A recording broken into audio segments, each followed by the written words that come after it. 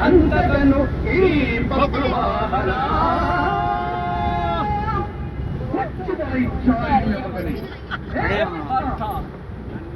ನನ್ನ ತಾಯಿ ಚಾರಣಿಯೋ ಪತಿವ್ರತೆಯೋ ಎಂಬ ನಿರ್ಧಾರಕ್ಕೋಸ್ಕರವಾಗಿ ಏನೇ ಯುದ್ಧ ಮುಗಿಯಿತು ನಿನ್ನ ಆಯ್ತು.